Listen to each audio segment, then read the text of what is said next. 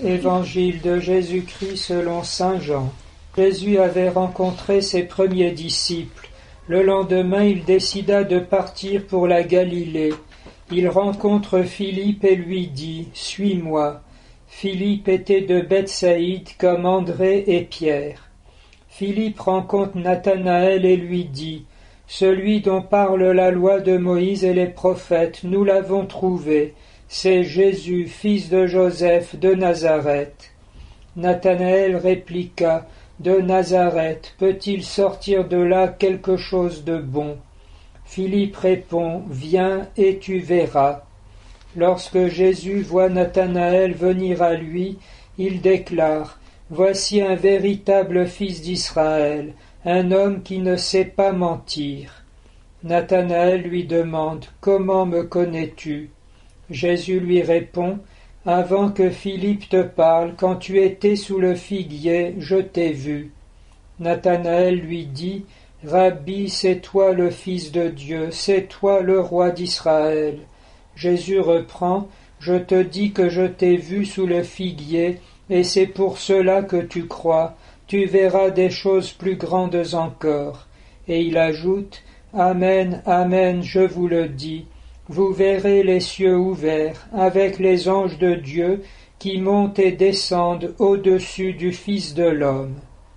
En vérité, je vous le dis, vous verrez des choses plus grandes encore. » Et Jésus explique « Vous verrez les cieux ouverts, avec les anges de Dieu qui montent et descendent au-dessus du Fils de l'homme. » C'est en pensant à ce texte de l'Évangile selon saint Jean qu'on évoquait au cours de la nuit de Noël la présence des anges à la crèche auprès des bergers, l'un qui annonce une grande joie et ensuite une troupe très nombreuse céleste chantant « Gloire à Dieu au plus haut des cieux et paix sur la terre aux hommes qu'il aime ».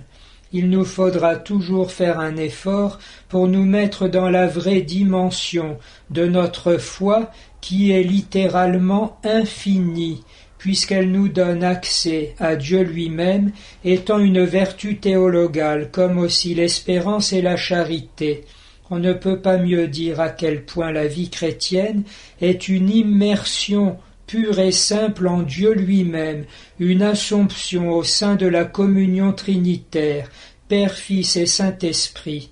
Si le Seigneur Jésus est en effet vrai Dieu, il n'y a plus de séparation désormais entre le ciel et la terre, mais tous vivent par lui, dit Jésus, en annonçant aussi le mystère de la résurrection.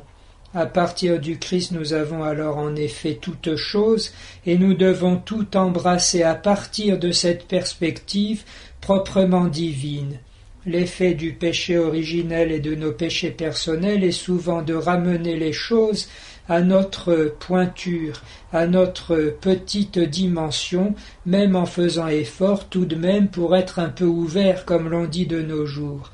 Alors qu'il s'agit essentiellement pour nous d'accueillir l'immensité de Dieu, de nous y abandonner avec confiance, en puisant largement dans tous ses trésors.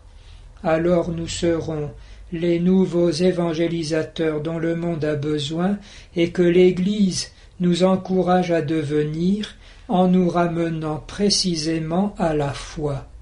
Demain nous aurons la fête de l'Épiphanie, qui depuis les origines manifeste cette vocation de tous les hommes à entrer dans l'Église et à reconnaître Jésus Seigneur.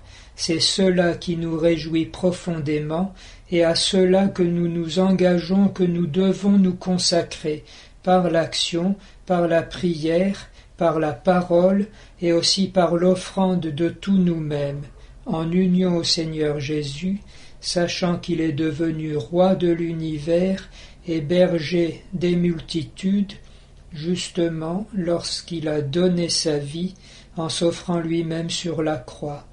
La célébration de l'Eucharistie nous rappelle l'efficacité profonde de cet appel de Dieu qui rassemble déjà dans l'Église et rassemblera dans l'éternité tous les peuples à sa table.